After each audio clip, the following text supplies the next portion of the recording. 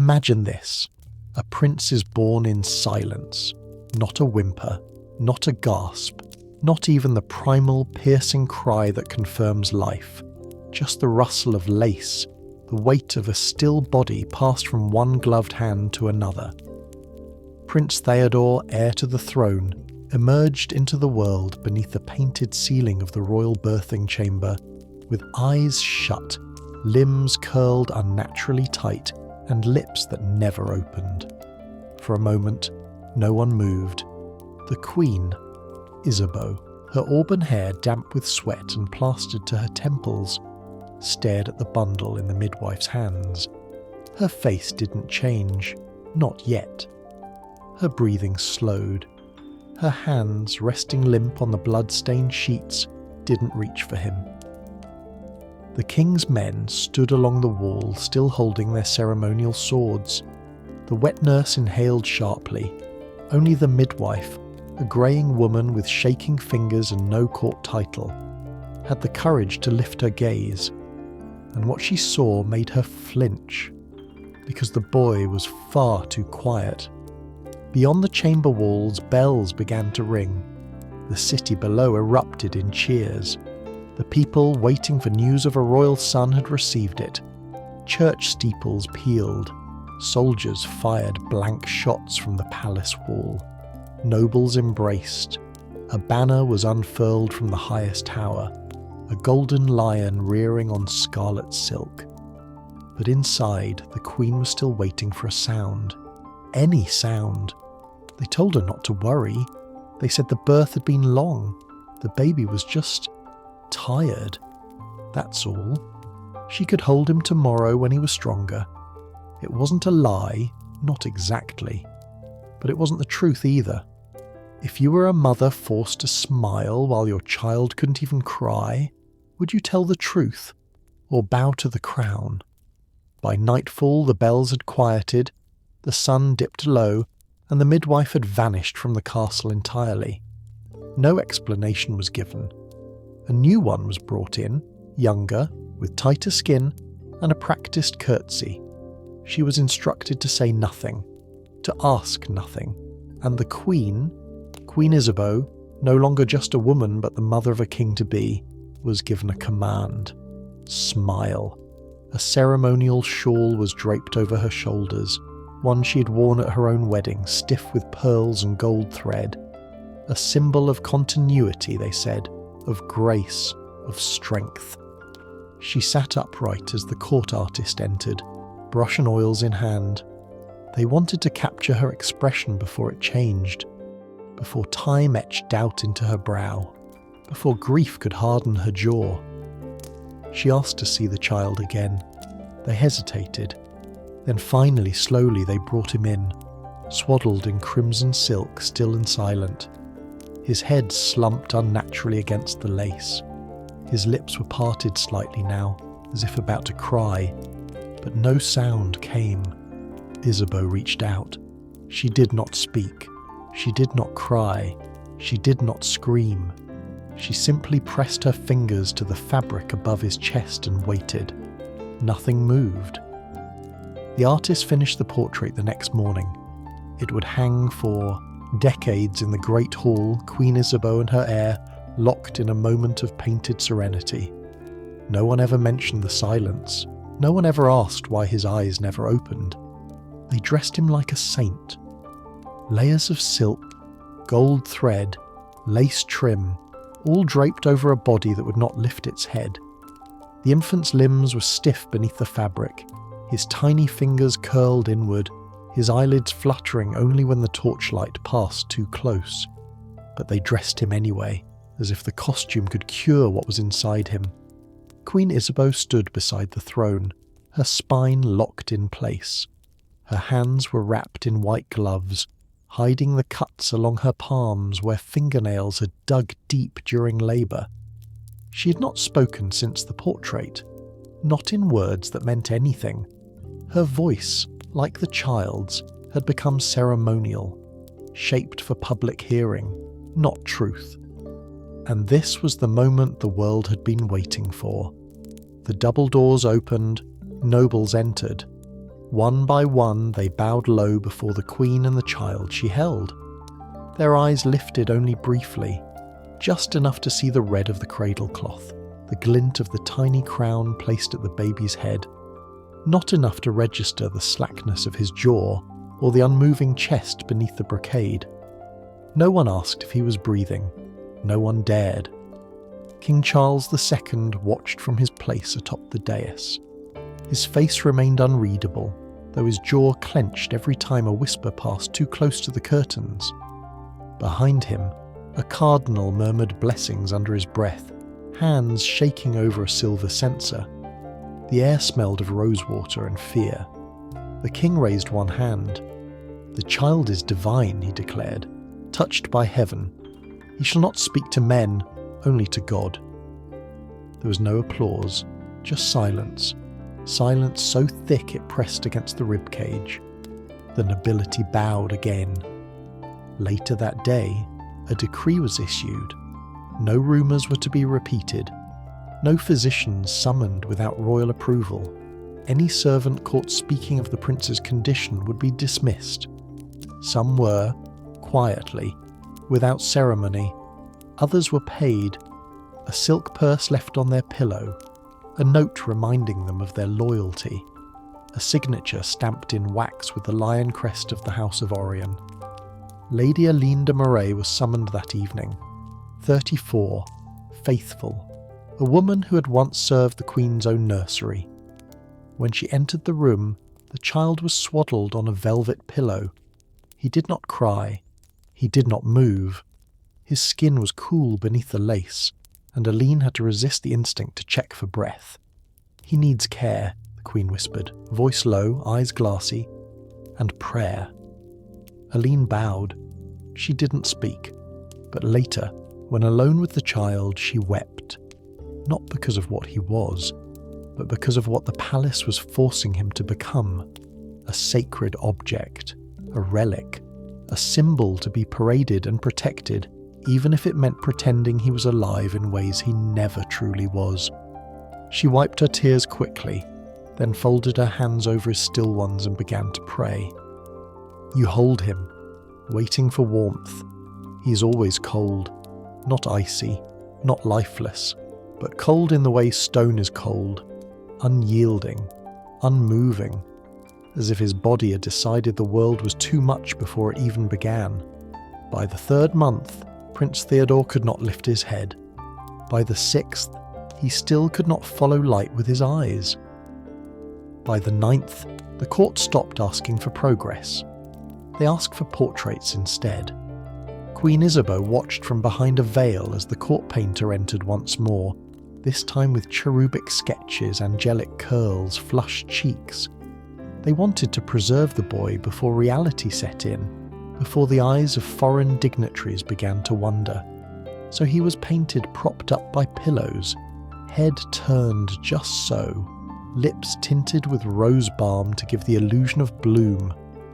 A halo of light was brushed onto the canvas, a dove added in the background. No one painted the nursemaid's hand beneath his back, holding him steady, or the ivory spoon used to part his lips. When the painting was unveiled, the nobles smiled, and Isabeau left the room. At first she'd clung to hope. She told herself he was slow, not broken, that he would speak in his own time, that his limbs would uncurl, that God was merely watching them all closely, testing their patience, their devotion, their faith. But hope is heavy when it's built on silence, and every night she returned to the nursery, it grew harder to carry. He made no sounds, no gurgles, no cries. The only noise in that chamber was the soft brushing of silk against his cradle as she reached in, and the sound of her own breathing as she leaned closer, hoping for change, dreading what she wouldn't find. Physicians came and went. Some whispered of sacred silence. Others spoke more plainly, words like degeneration, stagnation, deformity. One dared to suggest inbreeding. He did not return the next day. The king did not care for uncertainty. He wanted solutions, if not of the body, then of the story. So a decree was made.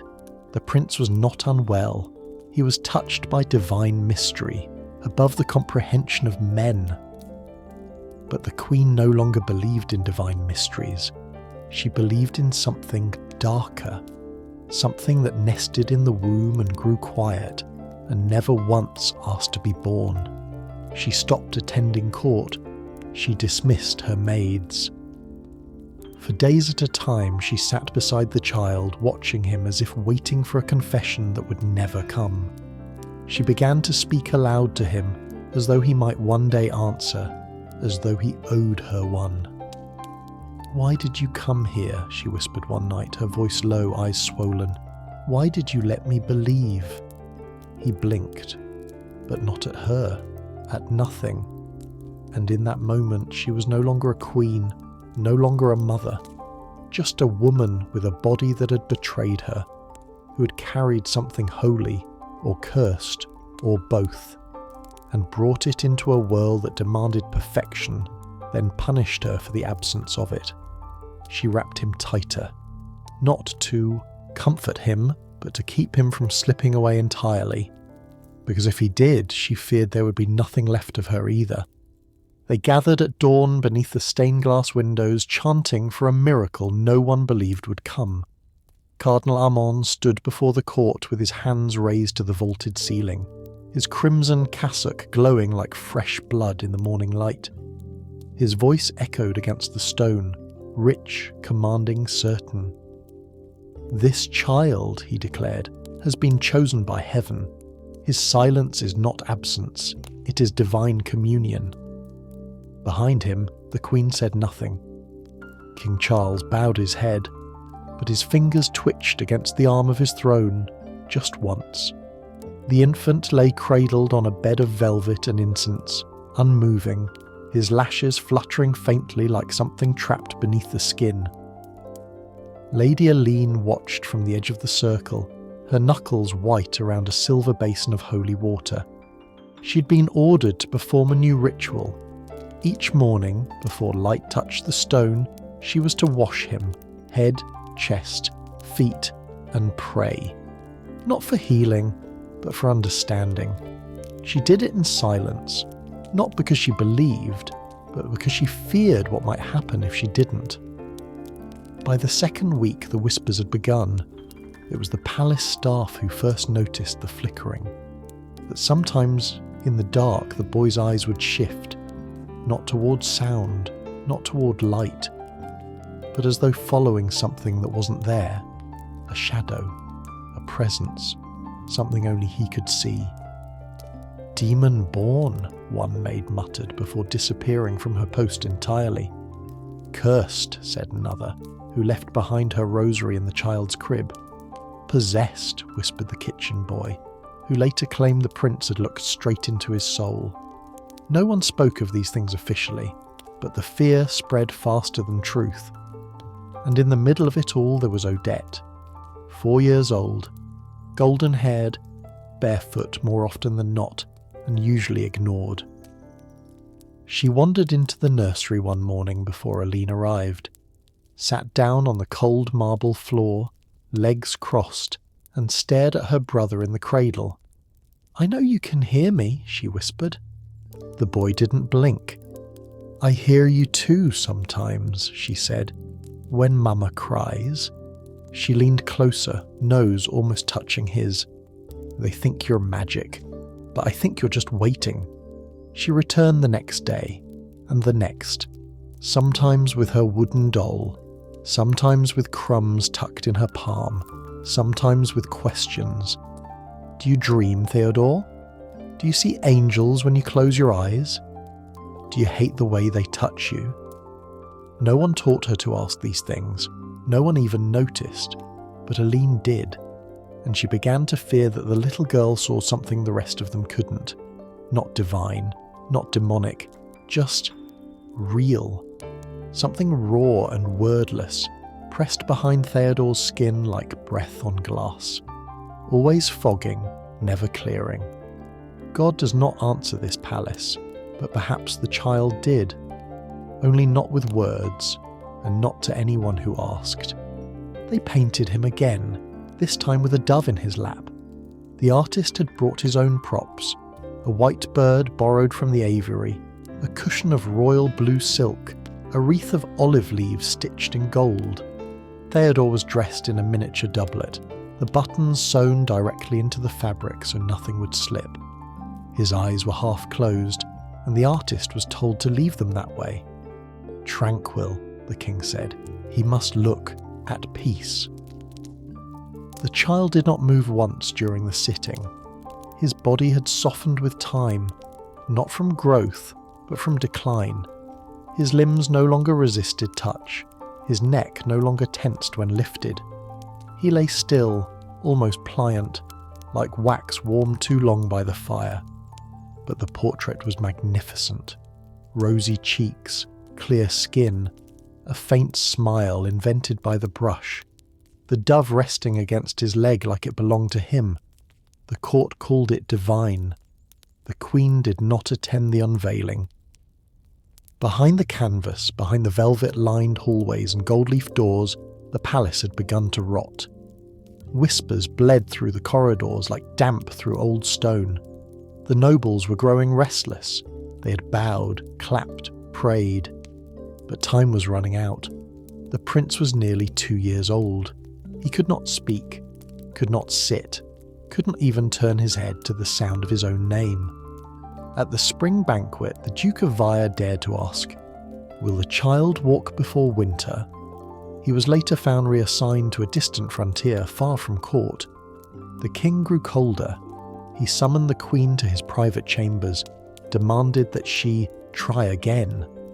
His voice didn't tremble, but his hands did. They were aging hands, gripping the table like it might anchor him to a legacy that refused to live. She said nothing, not out of defiance, but because she couldn't speak without breaking. She broke anyway.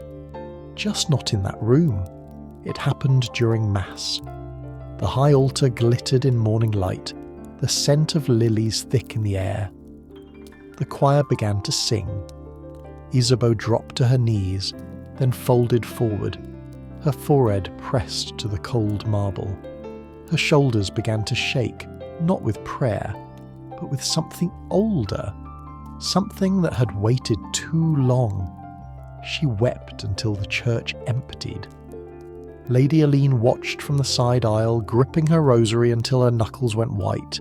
She no longer prayed with the same conviction. The words still came, but they landed flat. Her eyes, once closed in faith, stayed open now, watching, waiting, doubting. The palace felt smaller every day, the corridors darker, the rooms heavier, as if each lie added weight to the stone itself. But still they dressed the boy each morning. Still they carried him like a relic through the gallery. Still they placed flowers by his crib, kissed his crown, whispered to the nobles that he was improving, and still he did not move. At first no one noticed. Odette was 4 and small and soft-footed and often forgotten. She slipped past the guards during their shift change, through the servants' corridor, past the linen shelves that smelled of lavender and dust. She knew where to step to avoid the creak in the nursery floorboards. She visited him when the nursemaids were called away, when the light from the window was at its quietest, when the palace itself seemed to hold its breath. Her brother never turned to see her, never smiled, never reached. He only lay there, his head turned slightly, his eyes dull like old glass. Still she spoke to him. "You'll be king," she whispered, settling cross-legged on the floor beside his crib, "and I'll be your sword."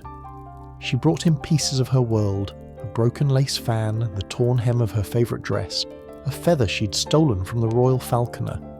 Gifts, she called them, tools for a future he couldn't yet see. "And when you're strong," she whispered, "we'll go to the garden, the real one, not the painted one on the wall." No one told her to stop. By the second week, her nurse began to report strange things, that the child had grown quieter, that she no longer spoke to people, only to walls, that she no longer played with her doll but instead carved lines into the wooden crib with its arm. At night, the servants claimed they heard 2 voices from the nursery, but only one belonged to someone who could speak. Queen Isabeau began to watch her daughter more closely. She would find Odette in the corridor, whispering into door frames, in the chapel, muttering to stone angels, in the garden, speaking to hedges shaped like animals that no longer lived in the kingdom. "Who are you talking to?" she asked once, voice tight. Odette didn't look up. "He likes stories," she said, "and no one tells him any." The Queen tried to forbid the visits, but it was too late. The child had already learned the rhythm of her brother's silence, already matched it. She began to blink slower, to move less, to hold her breath until her lips turned pale. Sometimes the Queen found her standing still in the corner, eyes fixed on nothing. Lady Aline noticed too. She approached the Queen in private, voice lowered, trembling slightly. "She's beginning to echo him," she said. "It's not play anymore, it's something else." But the Queen's eyes were distant. "Maybe she's the only one who understands him," she replied. "Maybe that's all that's left." Aline tried to intervene anyway. She was denied entry. The nursery was locked for a time, then reopened. Odette was found there hours later, curled beneath her brother's crib, humming something no one recognised. And then the rumours began. Whispers of a curse. That the children had been born under the wrong moon. That the bloodline was poisoned. That something ancient had finally come to collect. One maid crossed herself every time she passed the nursery door. Another refused to sleep in the servants' quarters beneath the prince's room. Even the guard started requesting reassignment. But Odette stayed. She stayed because she believed the stories she told were real. And when no one listened, she whispered them louder, into stone, into lace, into the very air, and the walls began to remember her voice. It happened on the coldest morning of the year. The frost had crept in during the night, curling against the windows like silver veins. The nursery fire had long since died. No one noticed until the bells failed to ring. The nursemaid entered just past dawn, carrying a bowl of warmed milk. She found the room quiet, as always, the cradle undisturbed. Théodore lay beneath a thick woolen coverlet, swaddled in silk. His skin was blue at the lips. She didn't scream. She didn't move. She placed the bowl down, tucked the blanket tighter, and walked out of the room without a word. No physician was summoned, no priest, no death rites, no crown placed at the feet of the bed. Instead, the door was shut, locked, then nailed. The key was melted. The name was erased. No bell rang. No mourning veil was worn. The kingdom celebrated a feast day 2 mornings later. The bakeries sold honeyed bread. Children danced in the courtyards. Inside the palace, the nursery wing was sealed in silence. The king refused to speak of it. When asked about the prince, he answered only with one phrase. He lives in God's keeping now. His eyes didn't flinch, but he stopped sleeping in the east wing. His wine intake doubled. His letters grew shorter. His council meetings more brutal. The queen never left her rooms again. No visitors were allowed. Her ladies were dismissed. Even Lady Aline was not summoned. Only Odette was permitted to enter, and she never spoke about what she saw. Weeks passed, then months, then years. Eventually a new heir was born, from a different woman, a different chamber, a different line. No mention was made of the child who came before. Théodore vanished from memory, not erased, buried. The tapestries in the nursery were repurposed.